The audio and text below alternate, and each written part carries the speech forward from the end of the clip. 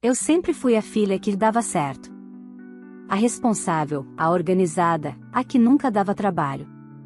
Mas tudo mudou no dia em que cheguei à casa dos meus pais e ouvi, sem ser vista, um plano que me fez perder o chão. Meu próprio pai dizia que, se eu não vendesse meu apartamento para ajudar minha irmã mimada, eles fariam eu bater o carro para prender quem mandava. Naquele momento, algo dentro de mim se quebrou, e outra coisa nasceu. Eu não gritei, não confrontei ninguém, não fiz escândalo. Eu fui embora em silêncio. E foi exatamente esse silêncio que destruiu tudo que eles achavam que controlavam. Se você acha que família nunca ultrapassa certos limites, escute essa história até o final. Porque às vezes, a maior traição vem de quem deveria nos proteger. Olá, seja bem-vindo ao canal Histórias Surpreendentes. Curta e se inscreva nesse canal, aproveite e ative as notificações, comente aqui de qual cidade você está assistindo, vou adorar saber e deixar um coração no seu comentário. Meu nome é Marina, tenho 34 anos, e durante muito tempo acreditei que ser a filha responsável era um tipo de virtude silenciosa.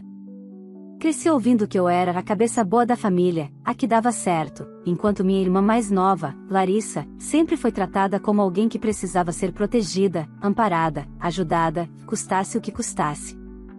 Inclusive a mim. Sou analista financeira em uma empresa de médio porte em São Paulo. Minha vida sempre foi organizada, planejada, construída com cuidado. Não herdei nada, não tive atalhos. Juntei dinheiro por anos até conseguir comprar meu apartamento, um imóvel simples, bem localizado, financiado com esforço e noites sem dormir. Para mim, aquele apartamento representava mais do que patrimônio, era a prova de que eu não precisava de ninguém para me sustentar. Larissa, por outro lado, nunca teve paciência para esperar. Aos 29 anos, já havia começado 3 projetos de vida diferentes, todos abandonados pela metade. Morava de favor, trocava de emprego com frequência e sempre tinha uma justificativa pronta. Meus pais, Rogério e Helena, viam tudo isso como fase. Já comigo, nunca houve fase. Houve cobrança. Nos últimos meses, a pressão começou a mudar de tom. Minha irmã decidiu que queria comprar uma casa. Não um apartamento pequeno como o meu. Uma casa grande, em condomínio, com quintal e espaço gourmet. Sem entrada, sem reserva financeira, mas com uma certeza absoluta, alguém ajudaria. E esse alguém, claro, era eu. Primeiro vieram as indiretas. Depois, as conversas em família. Por fim, as exigências disfarçadas de preocupação. Você já tem onde morar, diziam. Larissa precisa começar a vida dela. Eu respondia com calma que não venderia meu apartamento, nem assumiria dívidas que não eram minhas. Isso parecia incomodá-los mais do que eu imaginava. Foi em um sábado à tarde que tudo mudou. Eu havia ido até a casa dos meus pais para deixar alguns documentos antigos que minha mãe havia pedido. Cheguei mais cedo do que o combinado. O portão estava apenas encostado. Entrei sem fazer barulho, como sempre fiz. Quando estava prestes a anunciar minha presença, ouvi vozes vindas da sala. Parei. Algo no tom me fez ficar imóvel. Era meu pai quem falava. Se ela não vender aquele apartamento e ajudar você a comprar sua casa, faremos ela bater o carro, disse ele, num tom baixo e firme. Ela vai aprender quem é que manda. Meu coração começou a disparar. Senti o corpo gelar. Ouvi o barulho da cadeira se movendo. Ele apontava para alguém. Eu sabia para quem. Minha irmã riu. A gente faz isso, pai. Afinal, depois ela financia outro apartamento para ela. Ela consegue. Sempre consegue. Minha mãe não discordou. Apenas suspirou, como quem concorda com algo inevitável. Naquele instante, eu entendi tudo. Não era sobre ajudar. Nunca foi. Era sobre controle. Sobre punição. Sobre me ensinar uma lição por ter ousado dizer não. Saí dali sem que ninguém me visse. Caminhei até o carro com as pernas tremendo, entrei, fechei a porta e fiquei alguns minutos parada, respirando com dificuldade. Não chorei. Não gritei. algo dentro de mim simplesmente se fechou. Naquele momento, eu tomei uma decisão silenciosa. Se eles achavam que eu era obrigada a sustentar sonhos alheios, se acreditavam que podiam me intimidar, me ferir ou me quebrar para conseguir o que queriam, estavam muito enganados. A partir daquele dia, meus pais e minha irmã aprenderiam exatamente o preço de me tratar como descartável. E eu faria isso sem levantar a voz, sem avisar e sem voltar atrás. Saí da casa dos meus pais naquele sábado com uma clareza que nunca havia tido antes. Não era raiva. Era algo mais frio, mais organizado. A mesma lógica que sempre usei no trabalho agora se aplicava à minha própria vida. Se havia um plano contra mim, eu precisava entender até onde ele ia, e, principalmente, quem dependia de mim sem perceber. Na manhã seguinte, acordei cedo e fui trabalhar como se nada tivesse acontecido. Sorri para colegas, respondi e-mails, participei de reuniões. Por fora, tudo normal. Por dentro, eu estava revisando mentalmente cada detalhe dos últimos anos. Cada favor. Cada empréstimo. Cada vez que ouvi que eu tinha a obrigação de ajudar porque ele ganhava bem. Larissa não me ligou naquele domingo. Nem no dia seguinte. Isso, por si só, já dizia muito. Sempre que ela queria algo, o contato era imediato. O silêncio significava que o plano estava em andamento, ou que estavam esperando o momento certo. Na terça-feira à noite, recebi a primeira mensagem. Mana, precisamos conversar. É importante. Não respondi. No dia seguinte, foi minha mãe. Filha, você anda distante. Está tudo bem? Ignorei também. Não era vingança. Era observação. Passei aquela semana levantando informações que eu nunca tinha parado para organizar. Abri extratos bancários antigos, contratos, comprovantes de transferências. Em números frios, percebi o absurdo. Em pouco mais de 4 anos, eu havia transferido para Larissa, direta ou indiretamente, mais de R$180 mil, dinheiro para aluguel, parcelas de carro, cursos que ela nunca concluiu, entradas em negócios que nunca existiram de fato. Além disso, havia algo ainda mais sério. Eu era fiadora do financiamento do carro dela. Um SUV comprado no ano anterior, em meu nome como garantia, porque o crédito dela não era suficiente. O mesmo carro que, segundo o plano que ouvi, poderia ser usado para me ensinar uma lição. Naquele momento, senti um arrepio percorrer minha espinha. Eles não estavam apenas falando no calor da emoção. Eles sabiam exatamente onde me atingir. Na sexta-feira, Larissa apareceu sem avisar no meu apartamento. Tocou a campainha como se nada tivesse acontecido. Abri a porta apenas o suficiente para vê-la. Marina, você está estranha, disse ela, cruzando os braços. A mãe está preocupada. Imagino, respondi, sem convidá-la a entrar. Ela forçou um sorriso.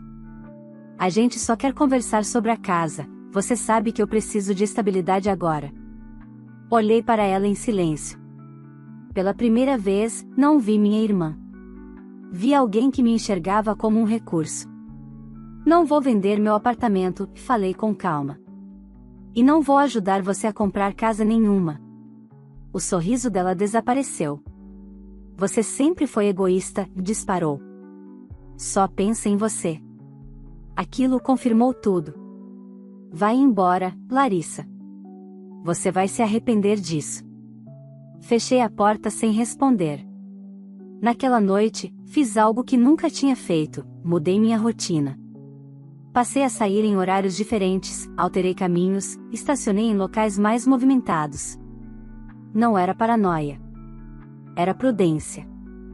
E fiz outra coisa, ainda mais importante.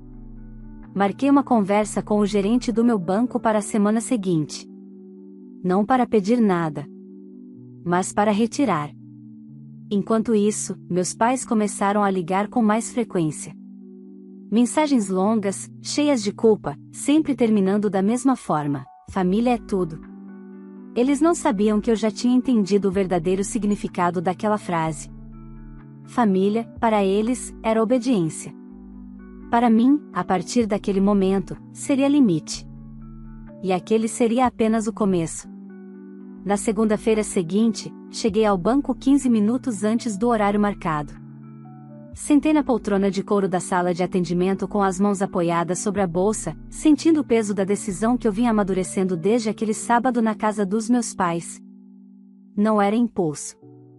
Era consequência. O gerente, Eduardo, me conhecia havia anos. Foi ele quem aprovou meu financiamento imobiliário, quem acompanhou meus investimentos, quem sempre elogiou minha organização financeira. Quando entrou na sala, sorriu.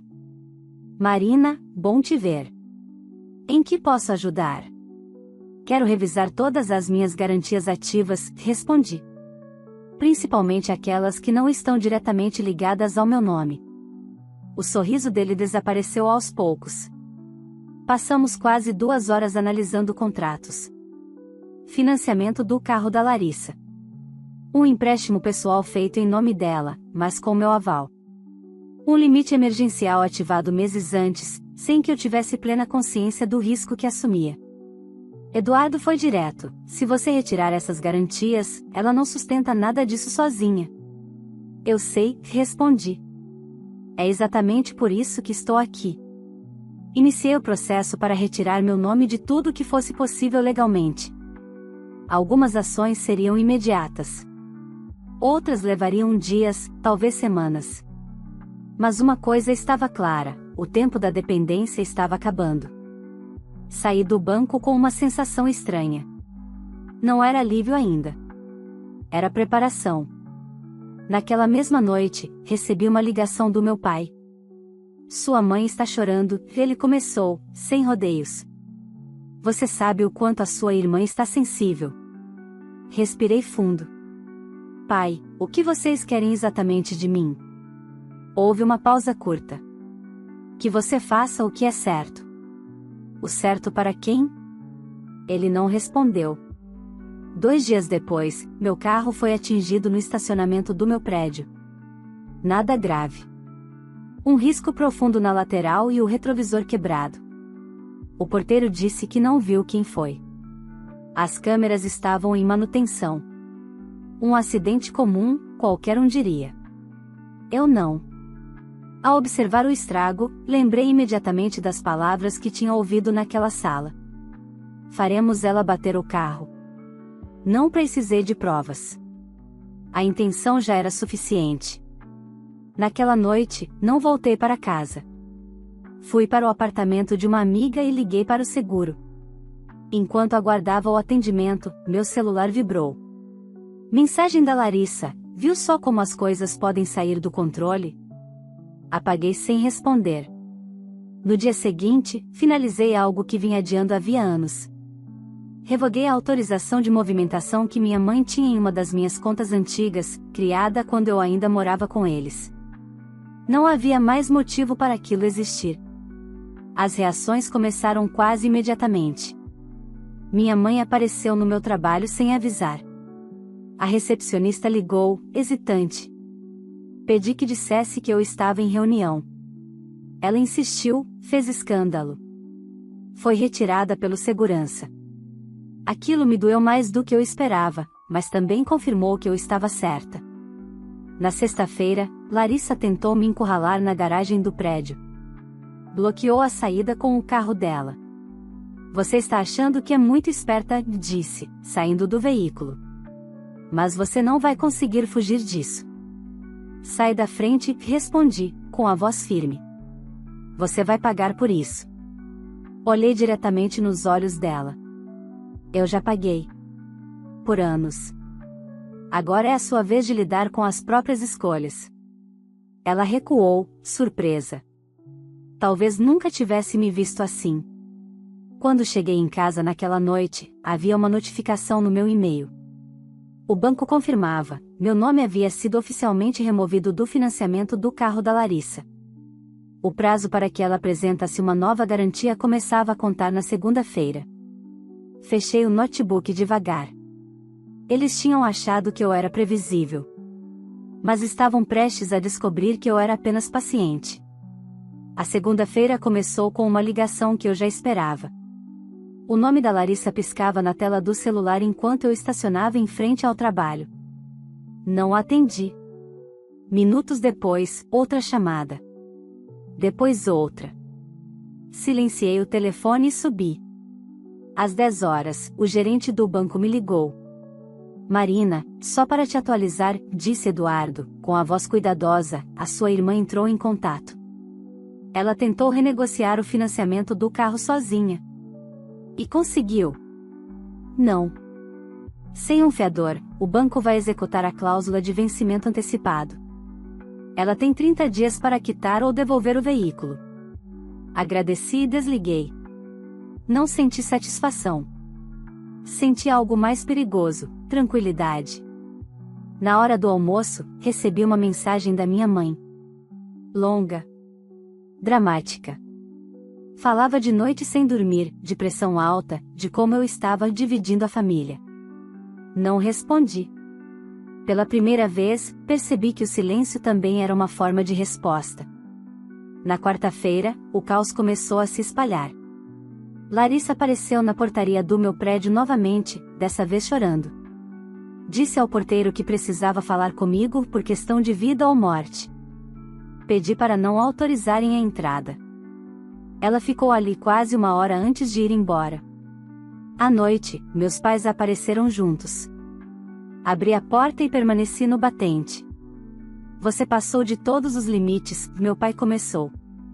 O banco ligou. O carro da sua irmã pode ser tomado. E? Respondi, mantendo a voz firme. Como você pode fazer isso com a própria irmã? Como vocês puderam planejar me machucar para conseguir dinheiro? O silêncio que se seguiu foi pesado. Minha mãe desviou o olhar. Meu pai cerrou os dentes. Você entendeu errado, ele disse, por fim. Não. Eu entendi perfeitamente. Fechei a porta. Naquela noite, recebi o orçamento final do conserto do meu carro. R$ 19.800. O laudo técnico apontava impacto lateral consistente com manobra deliberada em baixa velocidade. O seguro cobriria quase tudo. Quase. Encaminhei o documento para meu advogado. Sim, eu tinha contratado um. Não para atacar. Para me proteger. 2 dias depois, Larissa perdeu o emprego. Não porque alguém conspirou contra ela, mas porque faltou 3 vezes seguidas, tentando resolver problemas pessoais. A empresa não aceitou as desculpas. Foi aí que meus pais mudaram de estratégia. Vieram os pedidos. Filha, vamos conversar com calma. Você sempre foi mais forte. Sua irmã está aprendendo. Eu ouvia tudo sem responder. Na sexta-feira, recebi uma notificação do condomínio. Alguém havia tentado acessar minha vaga sem autorização. O registro mostrava o carro da Larissa. Não era mais só dependência. Era invasão. Solicitei formalmente que o condomínio bloqueasse qualquer acesso dela. Naquela noite, sentei sozinha no sofá, com a cidade iluminada pela janela. Pensei na menina que eu tinha sido. Na filha que sempre cedeu para manter a paz. E percebi algo importante: eu nunca tive uma família que me protegesse. Eu sempre fui a proteção. O telefone tocou uma última vez naquele dia. Era Larissa. Atendi. Você venceu? Ela disse, com a voz quebrada. É isso que você quer ouvir? Eu quero que você pare, respondi. Pare de me ver como obrigação. Pare de achar que eu te devo alguma coisa. Você destruiu tudo. Não. Eu apenas parei de sustentar. Desliguei. Na segunda-feira seguinte, recebi a confirmação que selaria algo irreversível. O banco havia iniciado o processo de busca e apreensão do carro da Larissa.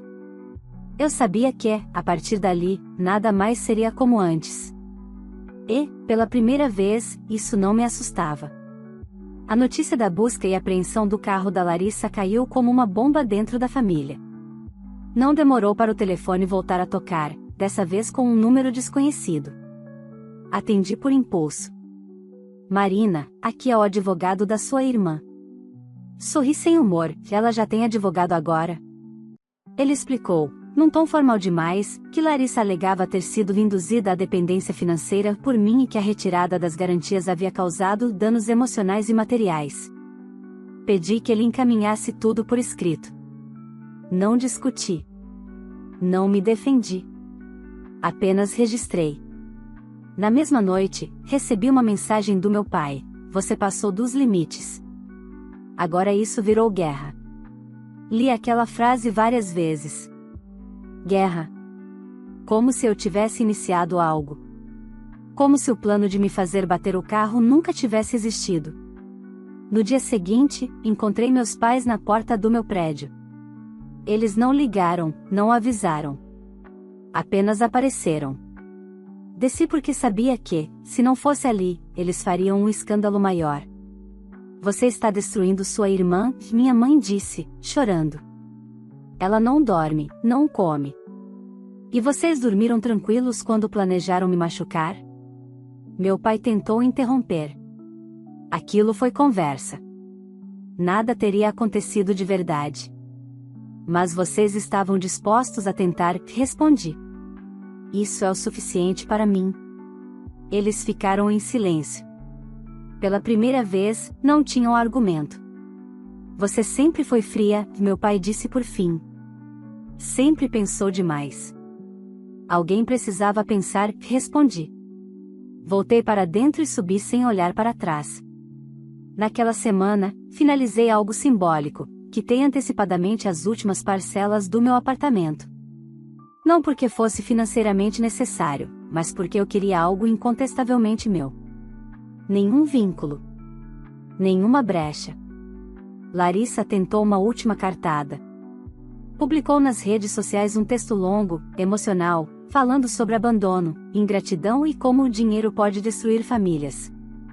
Amigos distantes começaram a me enviar mensagens confusas. Alguns perguntavam se era verdade. Outros diziam que eu devia ser a adulta da situação. Não respondi a nenhum. Em vez disso, enviei ao meu advogado o áudio que eu tinha gravado semanas antes, quando ouvi a conversa na casa dos meus pais. Não era perfeito, mas era claro o suficiente. Ele ouviu em silêncio. Isso muda tudo, disse. Eles não vão levar nada adiante depois disso. Na sexta-feira, Larissa perdeu o carro. A apreensão aconteceu pela manhã, na frente da casa dos meus pais. Vizinho assistindo, portão aberto, humilhação completa. Minha mãe me ligou aos prantos. Não atendi. À tarde, recebi um e-mail curto do advogado da Larissa: minha cliente desistirá de qualquer medida judicial. Solicita apenas que cesse qualquer ação futura. Encaminhei para o meu advogado.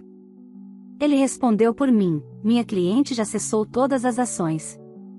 Apenas exerceu seus direitos.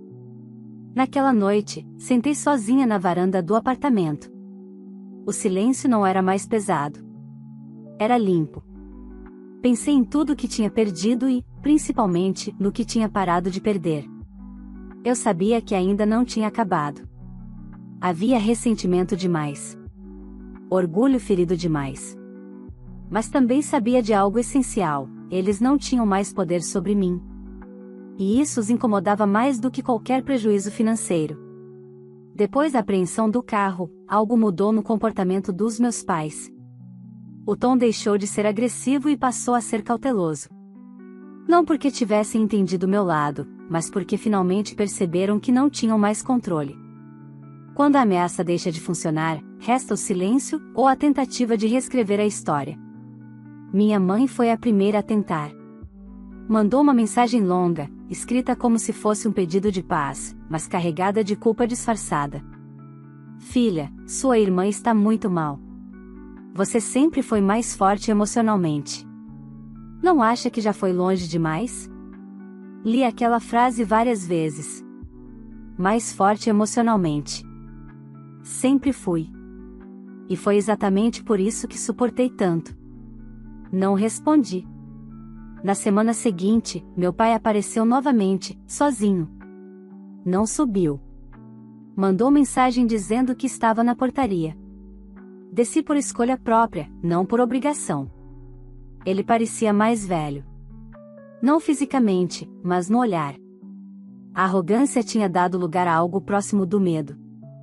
Marina, precisamos conversar como adultos, disse ele. Sempre fomos adultos, pai. Só que agora eu também estou me tratando como prioridade. Ele respirou fundo. Sua mãe está doente. Pressão alta. Isso tudo está afetando ela. E o plano de me machucar não afetaria? Perguntei, sem elevar a voz. Ele fechou os olhos por um segundo.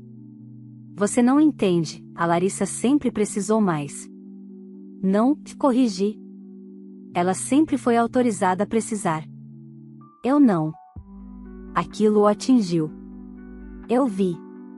Você quer o quê, afinal? Ele perguntou. Um pedido de desculpas. Pensei antes de responder. Quero distância. Limites claros. E o reconhecimento de que eu não devo nada a ninguém. Ele concordou, mas era um gesto vazio. Eu conhecia meu pai o suficiente para saber, ele queria que eu aliviasse a situação, não que ela fosse resolvida. Antes de ir embora, ele disse algo que selou tudo: um dia você vai se arrepender de virar as costas para a família. Não, respondi. Um dia eu teria me arrependido de continuar. Naquela mesma noite, recebi uma mensagem da Larissa. A primeira em semanas. Eu perdi tudo. Você conseguiu. Espero que esteja satisfeita. Observei aquelas palavras com calma. Não havia arrependimento ali. Apenas ressentimento. Respondi apenas uma vez, eu não perdi nada. Eu recuperei. Bloqueei o número. Nos dias seguintes, percebi pequenas tentativas de invasão emocional. Primos distantes, uma tia que eu mal falava, até uma antiga amiga da família me ligou dizendo que briga entre irmãs passa. Passei a entender algo importante: quando você rompe um padrão, o sistema inteiro tenta te puxar de volta. Mas eu já não era a mesma. Assinei um contrato de compra para um segundo imóvel, pequeno, para investimento. Não contei a ninguém. Aquilo era meu projeto, minha decisão. Pela primeira vez, eu não precisava justificar nada. Na sexta-feira à noite, encontrei por acaso uma vizinha antiga dos meus pais no mercado. Ela comentou, sem saber, que Larissa estava morando de favor e que a família anda muito abalada. Sorri educadamente e segui meu caminho. Em casa, sentada no sofá, percebi que a dor já não vinha com culpa. Vinha com memória. E memória não dói, ensina. Eu sabia que a última parte ainda estava por vir. Algo definitivo. Um fechamento que não viria deles, mas de mim. E eu estava pronta. O encerramento não veio com uma grande discussão, nem com lágrimas, nem com pedidos dramáticos. Veio de forma silenciosa, quase banal. E talvez por isso tenha sido tão definitivo. 2 meses depois do último contato com meu pai, recebi uma carta registrada no meu endereço. Reconheci a letra da minha mãe no envelope antes mesmo de abrir. Pensei em devolver. Pensei em rasgar. Acabei sentando à mesa da cozinha e abrindo com calma. Ela escreveu como sempre fez, colocando-se no centro da dor, descrevendo quanto tudo aquilo tinha sido difícil para eles. Falava da casa silenciosa, da preocupação com a Larissa, do vazio que eu deixei. Em nenhum momento mencionou o plano. Em nenhum momento reconheceu o medo que sentia ao ouvir que queriam me machucar. Em nenhum momento pediu desculpas. No final, uma frase curta: quando quiser voltar, a porta está aberta. Dobrei a carta com cuidado e a coloquei de volta no envelope. Não respondi. Não porque não tivesse o que dizer, mas porque finalmente entendi que responder também era uma forma de permanecer presa. Naquela semana, finalizei a compra do segundo imóvel. Um contrato simples, investimento sólido, algo que eu fazia por mim e para mim. Assinei sozinha, saí do cartório sozinha e, pela primeira vez, isso não pareceu solitário. Pareceu livre. Soube por terceiros que Larissa continuava dizendo que eu destruía a vida dela. Que meus pais repetiam essa versão para quem quisesse ouvir. Não tentei corrigir. Aprendi que nem toda mentira precisa de resposta quando a verdade já te libertou. Certa tarde, encontrei Larissa por acaso. Foi rápido. Ela saía de uma loja, eu entrava. Nossos olhares se cruzaram por um segundo. Não houve abraço, nem raiva explícita. Apenas desconforto. Ela desviou o olhar primeiro. Eu segui em frente. Algumas pessoas chamariam isso de frieza. Eu chamo de consequência. Hoje, minha rotina é outra. Voltei a fazer coisas que havia abandonado para não causar problemas. Viajo mais. Saio mais. Ri mais. Não sinto falta de ligar para pedir permissão emocional antes de tomar decisões. A família que eu tinha exigia sacrifício constante e silêncio absoluto. A vida que eu construí exige apenas responsabilidade comigo mesma. Às vezes penso na menina que fui. Aquela que acreditava que amor era provar valor através de esforço. Gostaria de dizer a ela que não era verdade. Que amor não ameaça, não planeja punição, não transforma cuidado em obrigação. Nunca houve reconciliação. E não haverá. Não porque eu seja incapaz de perdoar, mas porque perdoar não significa se colocar novamente no mesmo lugar de abuso. Meus pais continuam sendo meus pais. Minha irmã continua sendo minha irmã. Mas isso não me obriga a permitir que façam parte da minha vida. Eu não vendi meu apartamento. Não financiei casa alguma. Não bati o carro. Não cedi. E, sobretudo, não me curvei. Eles achavam que me quebrariam para me controlar. O que fizeram, sem saber, foi me mostrar exatamente quem eu precisava deixar para trás. Hoje, quando alguém me pergunta se não sinto culpa, a resposta é simples: culpa é o que sentimos quando erramos. Eu apenas escolhi sobreviver. E isso, finalmente, foi o suficiente.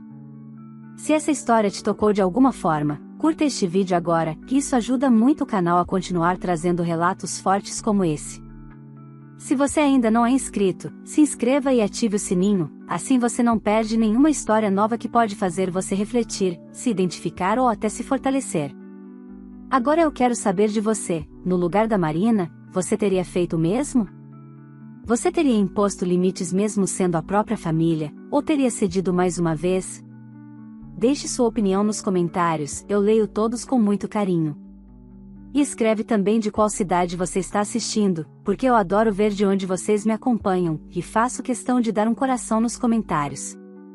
Se essa história pode ajudar alguém que esteja vivendo algo parecido, compartilhe.